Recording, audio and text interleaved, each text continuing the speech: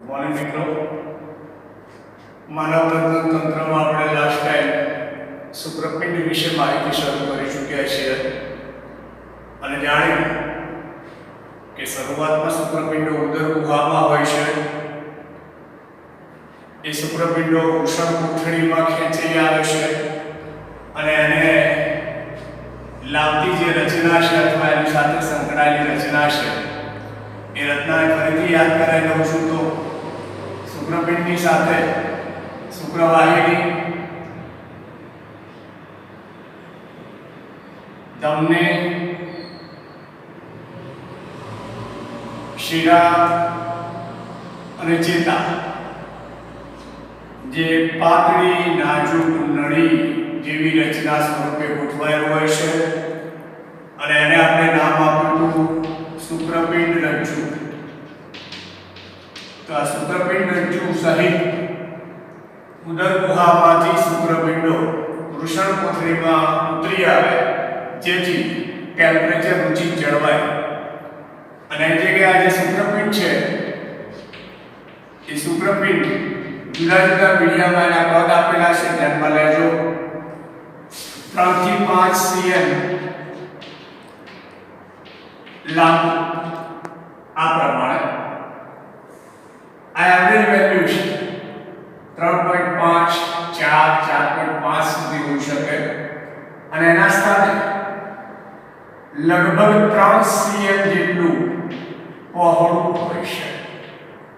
આ માપેનું 3 cm જેટલું પહોળું બે શુક્રપિંડો હોય છે અને બંને શુક્રપિંડો આપણે જે વૃષણ કોથળી છે નરની અંદર એ વૃષણ કોથળીની અંદર ગોઠવાયેલા છે। સમજવાનો ટ્રાય કરજો। માની લો કે આ એક શુક્રપિંડ છે અને આ બીજું શુક્રપિંડ છે તો આ જે વૃષણ કોથળી છે એની અંદરની બાજુએ એક આંતરિક પટલ હોય છે કે જેને પરિણામે આ શુક્રપિંડોનું જે આવર્તન થાય હલનચલન ઊંચા નીચા થાય સામાન્ય પરિક્રમા કરતા હોય એ દરમિયાન બંને શુક્રપિંડ રજ્જુ એકબીજા સાથે અમડાઈ ન જાય એ માટે વૃષણ કોથળીની અંદર આવા બે ચેમ્બર હોય છે અને એની અંદર શુક્રપિંડો ગોઠવાયેલા હોય છે।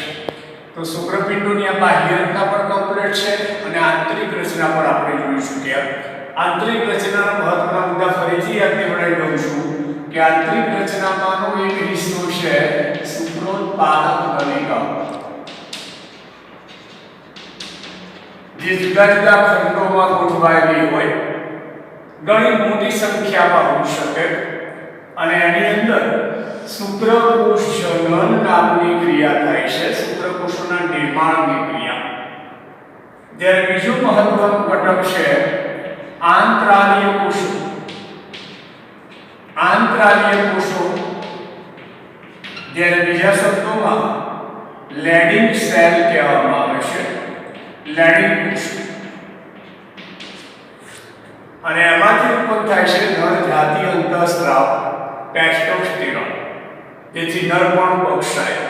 તો અહીંયા શુક્રપિંડ વિશેની જે રચનાની જરૂરિયાત છે આપણે કવર કરી ચૂક્યા અને હવે શુક્રપિંડ સાથે સંકળાયેલી મહત્વની થિયરી જેને આપણે કહીશું શુક્રકોષ જનનની ક્રિયા। મતલબ કે શુક્રપિંડમાં શુક્રકોષો કઈ રીતે ઉત્પન્ન થાય છે એ વિશે માહિતી લઈએ। શુક્રકોષ જનન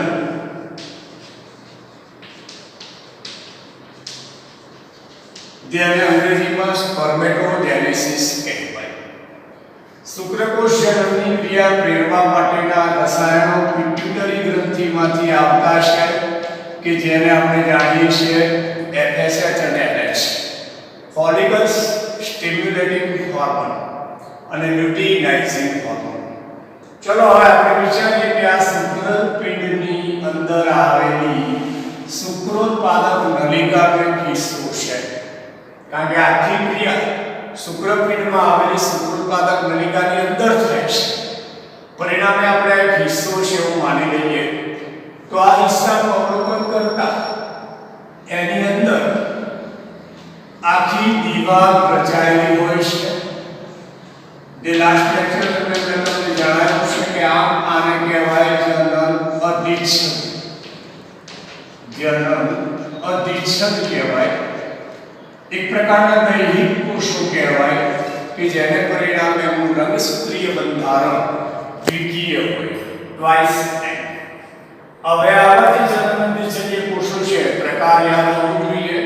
ઘનાકાર અધિચ્છદ છે એક પ્રકારના, અને એની ઉપર જ્યારે આ FSH અને LH જેવા અંતઃસ્ત્રાવની અસર થાય ત્યારે આ જનન અધિચ્છદના કોષો ત્યાંથી ક્રમિક વિખૂટા પડતા હોય છે.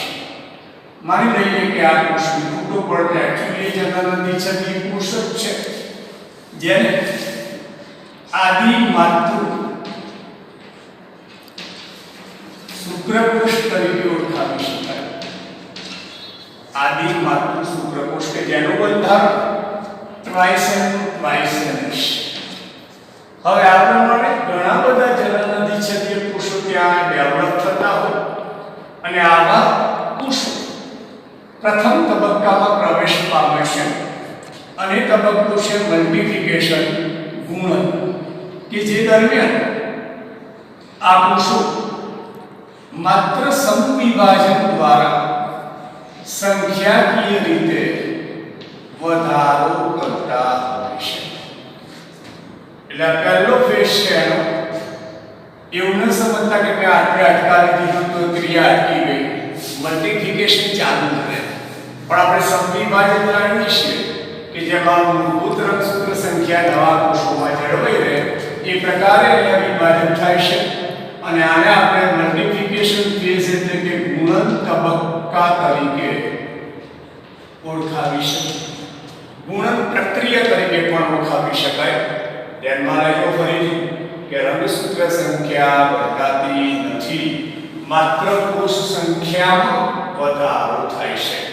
તો આવા ગુણન તબક્કાને પરિણામે લોટ ઓફ જે આવા કોષો બન્યા એવા કોષોને કહે છે આદિ શુક્રકોષો. એમને બંધારણ ટ્વાઇસેન. હવે આવા જે કોષો તૈયાર થયા છે એ કોષોમાં મોટા ભાગના આગળના તબક્કામાં પ્રવેશ પામે છે, ત્યારે કેટલાક પ્રવેશ પામી શકતા નથી. બુકની અંદર તમે જો વાંચશો તો ત્યાં સીધું એમ લખેલું છે કે શુક્રોત્પાદક નલિકામાં એક પ્રકારના કોષો આવેલા છે કે જે કોષોને સર્ટોલી કોષો કહેવામાં આવે છે. સર્ટોલી કોષો, અને આ સર્ટોલી કોષો જે છે એ વિકાસ પામતા શુક્રકોષોને પોષણ પૂરું પાડવાનું કાર્ય કરે છે. એટલે બુકમાં શુક્રપિંડની રચનામાં ડાયરેક્ટ એનું વર્ણન કરેલું છે, પણ આપણે જાણ્યું કે આ કોષો કઈ રીતે ડેવલપ થાય છે. તો આદિ શુક્રકોષો મોટા ભાગના કોષો આગળના તબક્કામાં જાય છે, પણ કેટલાક જઈ શકતા નથી.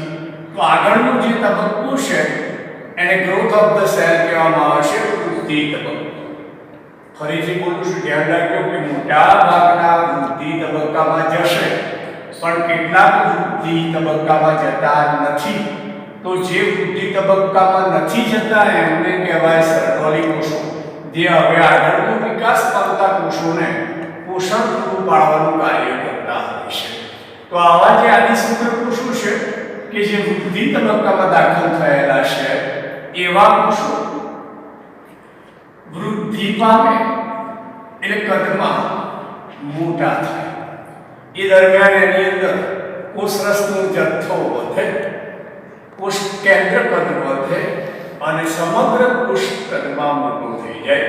તો આવા જે કોષો વૃદ્ધિ તબક્કામાંથી પસાર થઈ ચૂક્યા અને કદમાં મોટા બન્યા છે એમને કહેવામાં આવશે પ્રાથમિક પૂર્વ શુક્રકોષો,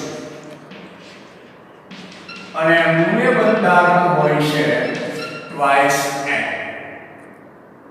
હવે આ પ્રાથમિક પૂર્વ શુક્રકોષો એના પછીના તબક્કામાં પ્રવેશ પામે છે. જે તબક્કો એ કહેવાશે પરિપક્વ વિભાજન. એટલે અહીંયા બે વસ્તુ થાય છે, આ કોષનું વિભાજન પણ થાય છે અને વિભાજન પછી જે કોષો તૈયાર થાય એ પરિપક્વતા પ્રાપ્ત કરવા તરફ દોરાતા હોય છે, એટલે આખા તબક્કાને સંયુક્ત રીતે પરિપક્વ વિભાજન કહી શકાય. અને આ દરમિયાન અર્ધીકરણ થાય છે. ધ્યાન રાખજો, ગુણન દરમિયાન સમવિભાજન થતું હોય છે, પણ પરિપક્વ વિભાજન દરમિયાન અર્ધીકરણ થાય છે અને એને પરિણામે આપણે જાણીએ છીએ કે અર્ધીકરણમાં બે રાઉન્ડ હોય છે, બે તબક્કા હોય છે, જેમાં પ્રથમ તબક્કો એટલે બે કોષો બને અને એ પછીના તબક્કા દરમિયાન બેના ચાર કોષો તૈયાર થતા હોય છે. તો આજે પ્રથમ બે કોષો બન્યા એકમાંથી, એમને કહેવામાં આવશે દ્વિતીય પૂર્વ શુક્રકોષ. અને હવે તમે સમજી શકો છો કે ત્યાં અર્ધીકરણ થયું, એને પરિણામે આ દ્વિતીય પૂર્વ શુક્રકોષનું રંગસૂત્રીય બંધારણ હોય N એકકીય. અને હવે એમાંથી આ બીજો તબક્કો જે ચાલે દરમિયાન એ પણ આપણે ભણી ચૂકેલા છીએ કે સમવિભાજનના જેવો તબક્કો છે. પરિણામે એમાંથી જે કોષો ઉત્પન્ન થયા એ કોષોને પ્રશુક્ર કોષો તરીકે ઓળખવામાં આવે છે અને એનું બંધારણ પણ N હોય છે. તો આ પ્રમાણે પરિપક્વ વિભાજનમાં વિભાજન થવું અર્ધીકરણ પ્રકારે અને આવા એક પ્રાથમિક પૂર્વ શુક્રકોષમાંથી ચાર પ્રશુક્ર કોષોનું નિર્માણ થતું હોય છે. અને હવે આવા પ્રશુક્ર કોષો ઉત્પન્ન ક્યાં થાય છે? શુક્રોત્પાદક નલિકાની અંદર. અને શુક્રોત્પાદક નલિકાઓ અત્યંત સૂક્ષ્મ હોય, એ શુક્રોત્પાદક નલિકાઓ બધી જુદી જુદી જગ્યાએથી ભેગી થાય બધી, અને ભેગી થઈને અંદર સામાન્ય બનાવે. ચાલો માની લો કે આને આપણે શુક્રોત્પાદક નલિકા ગણીએ, તો એમાંથી જે સામાન્ય બને એ શુક્રવાહિકાઓ કહેવાય. અને આવી શુક્રવાહિકાઓ માની લો કે ચલો ઘણી બધી ભેગી થઈ રહી છે, ત્યારે શુક્રવાહિકાઓને જોડાવાથી બનશે અધિવૃષણ નલિકા. અને અધિવૃષણ નલિકા જે છે એ શુક્રપિંડની બહારની સપાટી પર ગૂંચળામાં ગોઠવાય અને અધિવૃષણ નલિકા છેવટે બહાર લંબાશે ત્યારે બનાવશે શુક્રવાહિની. તો આવા પ્રશુક્ર કોષો જતા રહેશે આ અધિવૃષણ નલિકાની અંદર, જે હમણાં આપણે માનવ પ્રજનનતંત્રની આકૃતિમાં સમજીશું ત્યારે ખ્યાલ આવશે. અને ત્યાં જઈ અને પોતાની પરિપક્વતા ધારણ કરે છે. પરિપક્વતા ધારણ કરે ત્યારે આવા પ્રશુક્ર કોષો જે છે એ પ્રશુક્ર કોષોની અંદર ત્રણ પ્રકારના એકમોનો વિકાસ થાય છે. જે ત્રણ પ્રકારના એકમો એને આપણે નોર્મલી કહીશું તો, અથવા તો પર્સનલી જ્યારે આપણે આને શુક્રકોષની રચના તરીકે સમજીશું ત્યારે વિશેષ ખ્યાલ આવશે તમને કે આ પ્રમાણે આ પ્રશુક્ર કોષો એ પરિપક્વ શુક્રકોષો તરીકે સ્થાન ધરાવે ત્યારે એમાં ત્રણ એકમો ડેવલપ થતા હોય છે. જે ત્રણ વિસ્તારો એમને અનુક્રમે શુક્રકોષનો શીર્ષ, મધ્ય ભાગ અને પૂંછડી કહેવાય. તો હવે આપણે નામ આપીશું પરિપક્વ શુક્રકોષ કે જેનું બંધારણ N. અને તમે જાણો છો, ભણી ચૂક્યા છો કે માદા જનનકોષ હંમેશા કદમાં મોટો હોય, થોડો શિથિલ હોય અને અચલ. જ્યારે આ છે નર જનનકોષ, એ કદમાં માદા જનનકોષ કરતાં નાનો હોય અને ચાલુ. કેમ કે તમે જાણો છો કે એને અંડકોષ સુધી જઈ અંડકોષમાં પ્રવેશ કરવાનો છે, પરિણામે સૂક્ષ્મ અપ્રાચલ છે. જુદા જુદા પ્રાણીઓના શુક્રકોષોના કદમાં અને આકારમાં થોડા ફેરફાર હોય છે. મૂળભૂત રચના લગભગ સમાન જળવાઈ રહેતી હોય છે એમ કહી શકાય. તો અહીંયા જે આખી ઘટના થઈ, હવે તમે ઘણો મને જુઓ જરા, કારણ કે ઘણા મીડિયામાં લખ્યું હોય છે કે શુક્રપિંડની અંદર 7 થી 8 સ્તરોમાં ગોઠવાયેલા વિવિધ કોષો જોવા મળે છે. તો હવે એ વિધાન દરમિયાન ભૂલી જાવ તો તમને ખબર ના પડે, પણ હવે એ વિધાન અત્યારે બોલવાનું કારણ શું છે તો હવે તમે સમજો કે આ શુક્રોત્પાદક નલિકા છે અને એની અંદર હવે આપણે કરીએ તો જુઓ 1 2 3 4 5 6 અને 7 લેયર થાય. આમાં એક લેયર વધારે કરવું તો ના છે થઈ શકે, કારણ કે એમએસ સમજાવ્યું કે આ તો મલ્ટીપ્લિકેશન છે, ગુણન છે, સંખ્યાકીય વધારો થયા જ કરવાનું છે. તો આ 7 થી 8 સ્તર જોવા મળે. આથી થિયરી પણ એક્ઝામ લક્ષી છે. ઉપરાંત આમાંથી એમસીક્યુ પણ બને. સપોઝ એકાદ બે સેમ્પલ આપણે લઈએ, તમને કોઈ સીધું એમ પૂછે કે એક આદિ માતૃ શુક્રકોષમાંથી કેટલા પરિપક્વ શુક્રકોષો બને, તો તમે જો આકૃતિ જ ખાલી નજર આગળ રાખશો તો ઉતાવળ કહી દેશો કે 4. ના, એના માટે અહીં વિચારવાનું છે કે મલ્ટીપ્લિકેશન થવાથી આ કોષો અસંખ્ય બની શકે છે અને આ કોષો અસંખ્ય બની શકે એટલે આ કોષો ઓલરેડી વાળો જવાબ આવે નહીં. મતલબ એક આદિ શુક્રકોષમાંથી એક આદિ માતૃ શુક્રકોષમાંથી અસંખ્ય પરિપક્વ શુક્રકોષો પણ એક્ઝેક્ટ એવો સૂત્ર કે એક આદિ શુક્રકોષમાંથી, તો એક આદિ શુક્રકોષ લઈએ તો નેટ જવાબ 4. એ જ પ્રમાણે પૂછાય એક પ્રાથમિક પૂર્વ શુક્રકોષમાંથી કેટલા, તો 4. પણ જ્યારે એવું કે એક દ્વિતીય પૂર્વ શુક્રકોષમાંથી કેટલા પરિપક્વ, તો 2. પણ જે એમ પૂછે એક પ્રશુક્રકોષમાંથી કેટલા શુક્રકોષો બને, તો એકમાંથી એક જ આવે.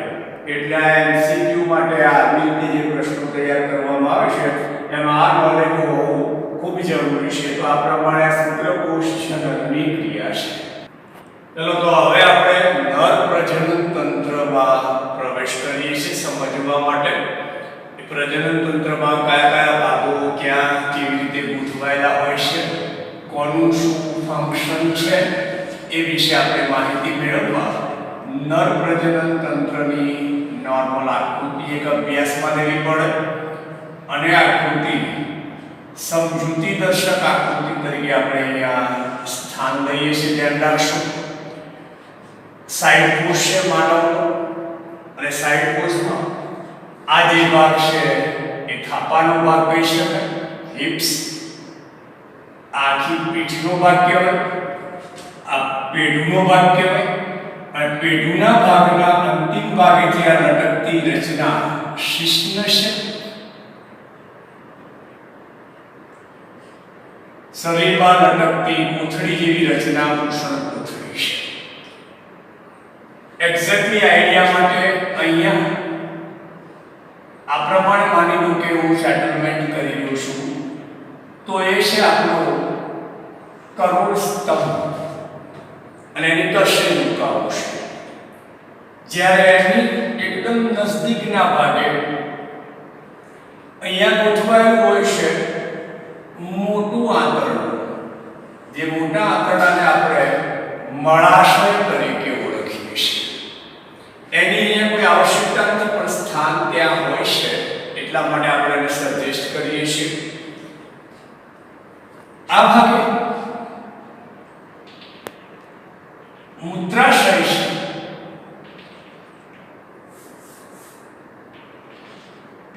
મૂત્રાશય અહીંયા છે શુક્રપિંડ. શુક્રપિંડની બહારની સપાટી ઉપર જો જોવામાં આવશે તો આવી ગૂંચળાદાર નલિકા ગોઠવાયેલી છે જેને અધિવૃષણ નલિકા કહેવાય. અને આ અધિવૃષણ નલિકામાંથી એક નળી બહાર નીકળી આગળ તરફ ઇગ્વિનલ ગુહામાં થઈને પેઢુના ભાગે પ્રવેશ પામે છે. આ નળી મૂત્રાશયની સપાટી ઉપર થઈને પસાર થાય છે. ધ્યાનમાં લેશો આવી બે રચનાઓ હોય. આ પાર્શ્વ રેખાઓ છે.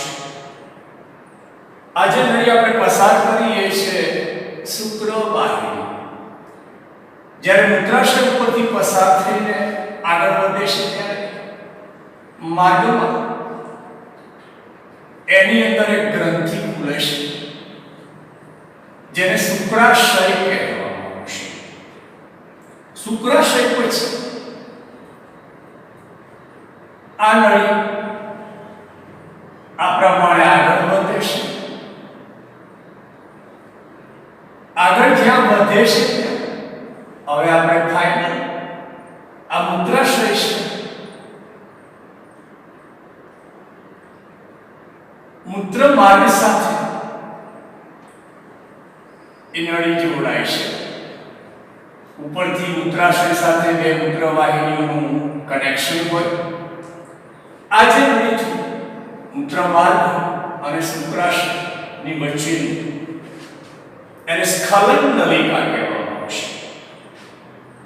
ત્યાંથી આગળ એ નળી જ્યારે વધે ત્યારે માર્ગમાં ફરીથી પાછી એક ગ્રંથિ ઉમેરાય છે, જોડાયેલી હોય છે અને ગ્રંથિને કહે છે બલ્બોયુરેથ્રલ ગ્લેન્ડ. જ્યારે મૂત્રાશયના તટસ્થ ભાગ પાસે અહીંયા એક છિદ્રાળુ ટાઈપની ગ્રંથિ ગોઠવાયેલી છે અને એને કહેવામાં આવશે પ્રોસ્ટેટ ગ્લેન્ડ. કાઉટર ગ્રંથિ પણ કહે છે બધાને. ત્યારબાદ આ નળી આગળ વધી શિશ્નમાં પસાર થઈ છે. શિશ્નાગ્રમાં જઈને ખુલે છે. નીચેથી પસાર થઈ રહી છે શુક્રવાહિની. શિશ્ન જે છે એને ઢાંકતી ત્વચા જેવો ભાગ પણ હોય છે. શિશ્નની અંદર તરફ સ્પોન્જિનિયસ ટિશ્યુ આવેલી છે જેને ઉત્થાન કાય કહેવામાં આવશે. આ નોર્મલી આકૃતિ છે. હવે એના નામ નિર્દેશન વિશે આપણે જાણી લઈએ. તો નામ નિર્દેશન આ ભાગને આપણે કહીશું વૃષણ કોથળી. અંદરના આ એકમને કહેવાશે શુક્રપિંડ ટેસ્ટિસ. ગૂંચળાકાર નળીને કહીશું અધિવૃષણ નલિકા. આ નળીને કહીશું શુક્રવાહિની.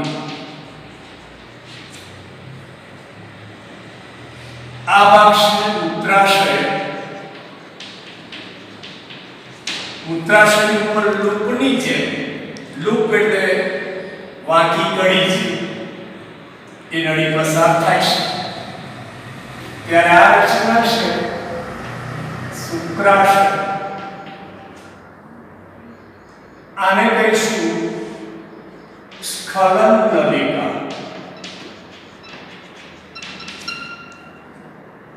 આ ગ્રંથિને કહીશું પ્રોસ્ટેટ ગ્રંથિ.